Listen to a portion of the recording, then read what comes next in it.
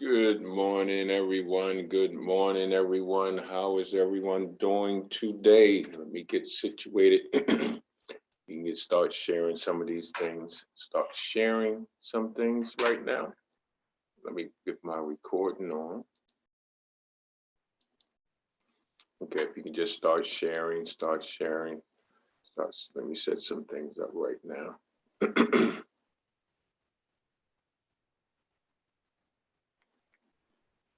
So how is everyone doing today, doing this morning, doing this beautiful morning? Let me get rid of this. Welcome, welcome, welcome, welcome, welcome, welcome, welcome, welcome, welcome, welcome. Good morning, Troy. Good morning, good morning. Can you guys hear me real good? Welcome to Race Corner Live, coming to you live from here. Where's here? Right here. And like we always want to say, what we want to talk about this morning. What is Race Corner about? What is Race Corner about? Race Corner Live. Let's get some of this housekeeping stuff out the way. Race Corner Live discuss social issues of today while creating political, economic, and entrepreneurial solutions for the African American community. Also want to give a shout out to our sponsors, Exodus House Incubation Program. We're making this all possible with our incubation program. We help newly formed businesses, startups. We help you to spur economical growth and lay down your foundation, the 4 S's: structure, strategy, systems, and sales. And like we always say here, we're going to start off with Dr. Will Cress's things that we need to stop doing. Here we go. Number 1, stop name calling one another. Stop gossiping about one another. Stop squabbling with one another. Stop snitching on one another, informing on one another for reasons of personal gain. Stop cursing one another. Stop being discourteous to one another. Stop being disrespectful to one another. Stop stealing from one another. Stop robbing one another. Stop fighting one another. Stop killing one another. Stop throwing down trash where people live, work, and play. Stop making dirt, filth, and filth the norm. Stop using and selling drugs to one another. Stop Black children from thinking that as children they can be adequate mothers and fathers. Stop believing that welfare will save you. Start believing in prosperity. Stop pretending that racism, white supremacy does not exist. Stop being divided and conquered. Stop allowing Black, brown, red, and yellow people being divided by white supremacy. Wow. So, good morning, everyone. I know you guys are on your way. Good morning. Good morning. We're talking about part 2 of New Year's resolution, your universal resolution. It's coming up again as usual. Just real quick. There are two things about New Year's resolutions, why we can't make them, why we never stick to them. Okay. The first thing is, we don't have a clear understanding. We don't have a clear understanding of who we are. We talked about that yesterday, not having a clear understanding, not understanding the direction that we really want to go in life. Number 2 is we don't have a clear picture of where we want to go. See, when we make these resolutions, right? As soon as we make these resolutions, we have these challenges, we have these forces that come up against us, we have opposition, we have all these different things that come up against us when we make these New Year resolutions. So when we talked about that yesterday, we talked about being able to respond ability, to be able to respond to adversities, to be able to, you have the ability to respond, not according to your emotions or to your feelings. So today we're going to talk about universal resolution. And good morning, good evening, good afternoon, or good night to who, whenever you get this feed, whatever you look at this feed. It's very, I think it's very informative, but being informed and not applying is just information. This is an age of information. We have plenty of information. We're going with these New Year resolutions. We do think about it, look at your pattern,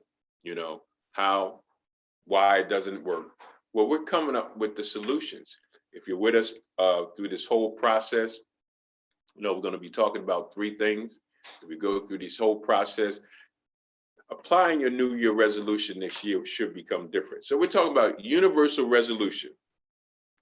In our lives, there are powerful restraining forces at work to pull down any New Year, new resolutions or initiatives. So immediately when we want to have a new initiative, when we want to have new resolutions, there are things, there are past, there are culture, there our environment. All these things immediately try to pull us down, try to keep us from going to this new resolution or to this new initiative. So these forces automatically come.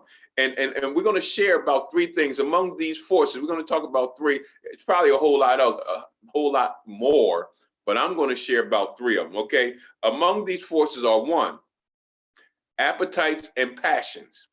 I'm going to say that again. One, appetite and passions. Number two, pride and pretension. Pride and pretension. And number three, aspiration and ambition. So this morning, we're going to talk about, number one, we're going to talk about appetites and passion. If you stay with me this morning, if you share this thing, just hit the share button real quick. Let me know you guys can hear me. Let me know you guys where you guys are from. You can just put in the comments your name and where you're from, but share this real quick. So we're going to talk about this morning the force of appetites and passions. When we talk about appetites and passion, first, to overcome the restraining forces of appetites and passions, okay? Because remember, there's things that's going to push, that's going to come against you so that you don't, so that it makes it difficult, so that you can get frustrated and stop the resolution or the resolve in your life. So we're going to go with number one.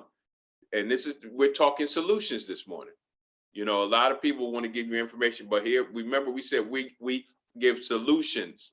We want to give solutions to the problems, why we can't stick to our resolutions, why we can't stick to our initiative, okay? First, to overcome the restraining forces of appetites and passions, I resolve. This is what you have to do.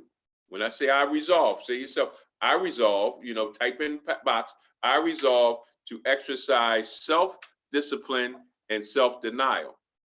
To overcome appetites and passions, the resolve, the solution is to exercise self-discipline and self-denial. Whenever we overindulge physical appetites and passions, we impair our mental process and judgments as well as our social relationships. I'm going to say that again. Whenever we overindulge physical appetites and passions, we impair our mental processes and judgment as well as our social relationships. So when we overindulge in things, it affects physically and passionately, but it affects our relationships, our social skills. You know, one of the things to make a person whole is four things: spiritual empowerment, social empowerment, economic empowerment, and domestic empowerment. So this actually messes with your social empowerment. Our bodies are ecosystems. Our bodies are what? Ecosystems. And you know, if our economics or our physical side is off balance, all our systems are affected. If we're off balance physically, not taking care of ourselves, if we're not economically taking care of ourselves, being able to do things, it actually causes an imbalance and it affects every system in our life. That's why the habit of sharpening the sword regularly is so basic. Working on yourself every day, having a personal growth plan. The principles of temperance, consistency, and self-discipline becomes the foundation to a person with a whole life.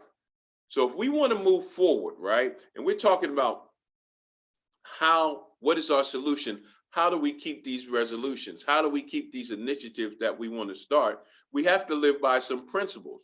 And the principles that we need to have underlying or girding us are temperance, consistency, self-discipline. It's the foundation of our whole life. It's the things that keeps us going. Trust comes from trustworthiness. That comes from competency, and that comes from character.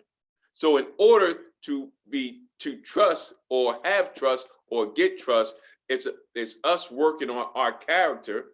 It's us working on our trustworthiness. Are we trustworthy enough to be trusted? You see? And that comes from whatever character, our character building. So when we talk about, overcoming, right? Overcoming. Uh-oh, something happened. Oh man, I lost my feed. Oh, okay. So I'm just going to keep going. I lost my feed on my Facebook Live, but I'm gonna keep going on to my YouTube. Okay, listen out.